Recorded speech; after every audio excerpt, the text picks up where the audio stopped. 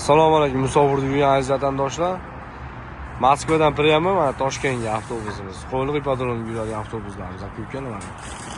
Klientlar ketyapti Moskvadan Toshkentga. Narxi 4000 rubl. Ketayotgan aka-ukalarimiz mana.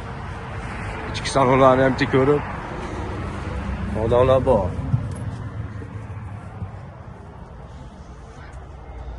Moskva Toshkent aka-ukalar. Narxi 4000 rubl aka-ukalar. Priyamoy. Qalaysiz aka, yaxshimi? Avtobus yaxshimi aka? Nechta gaplashdingiz?